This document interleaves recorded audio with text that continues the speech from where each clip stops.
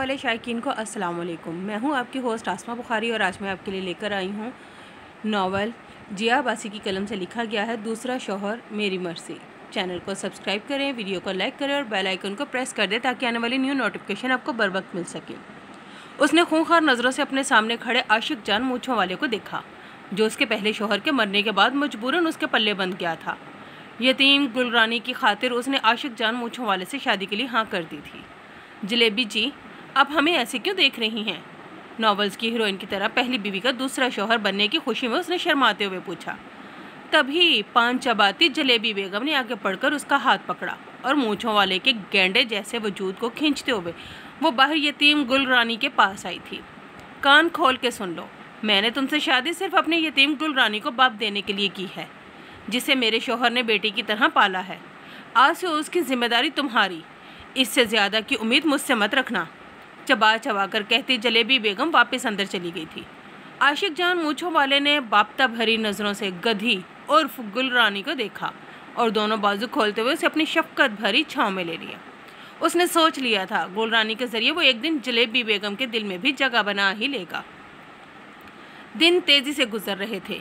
इन दिनों में जलेबी बेगम ने नॉवेल्स के हीरो की तरह हर तरीके से आशिक जान मूँछों वाले पर जुल्म किया था और उसने भी नॉवेल्स की हीरोइन की तरह ढिठाई का पूरा सबूत देते हुए अपनी इज्जत नफ्स को कुचल कर उसके इश्क में गोडे गोडे डूब गया था।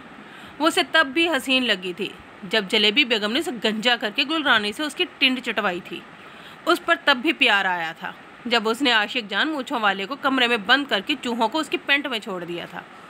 वो अपनी जलेबी बेगम के सारे जुल्म बर्दाश्त करने के लिए तैयार था। ए मूँछों वाले, चल मेरे पैर दबा। मैं? उसने यकीन दहानी चाहिए। हाँ तू, क्योंकि तेरी औकात यही है, तो मेरे गब्बर की जगह नहीं ले सकता। कहने के साथ ही उसने सोफे पर बैठे बैठे ही अपने पाँव फैला दिए। आशिक जान के लिए यह भी किसी एजाज से कम नहीं था। वो शर्माते हुए उसके पाँव दबाने लगा। अभी जलेबी बेगम की आंख लगे देर नहीं हुई थी जब उसके पहले शौहर की आत्मा उसके ख्वाबों में चली है। बेवफा औरत, आखिर तूने मेरी जगह उसे दे ही दी। गब्बर साहब के ख्वाब में गूंजती आवाज़ पर उसने हड़बड़ा कर आंख खोली और लात एन आशिक जान मूँछों वाले को रसीद की, जिससे वो फुटबॉल की तरह लुढ़कता हुआ सीधा गोल हुआ था। मैं सिर्फ अपने गब्बर से मोहब्बत करती हूँ, हुंकार भरकर कहती वो कमरे में जा चुकी थी, जबकि आशिक जान मूँछों वाला अपनी इतनी बेकदरी पर अब आंसू बहा रहा था। कमरे से निकलकर वो गुलरानी के पास आई थी जो उसके गब्बर की आखिरी निशानी थी।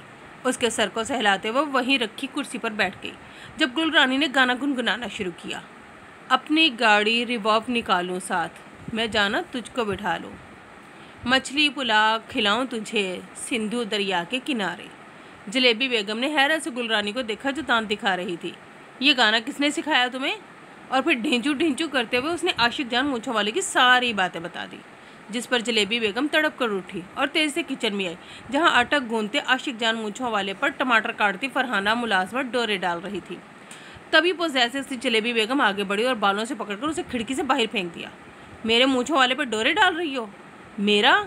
मैं तुम्हारी मोहब्बत था जलेबी। तभी गब्बर की आत्मा उसके सामने आई थी। जलेबी ने उसे धक्का देते हुए फ्रिज से लीमू निकाला और मंत्र पढ़ते हुए गब्बर पर छिड़क दिया। अब गब्बर की मोहब्बत का तूफान थम चुका था और आशिक जान मूँछों वाले के इश्क में डूबी। अब वो गोताजन थी। आशिक जान मूँछों वाला शर्माते हुए मोरनी की चाल चलता उसके पास आया, जिसके बाद नॉवेल की हीरोइन की तरह उसे अपनी बाहों में थामकर डिश डिश वाला सीन 2 मिनट 20 सेकंड के लिए स्टार्ट हो गया, जिसके बाद उन दोनों ने अपनी गोल्डन नाइट सिंधु दरिया किनारे मछली पुलाव खाते हुए मनाई थी। नॉवेल और सुन के अपनी कीमती राय हमें लाजमी दीजिएगा।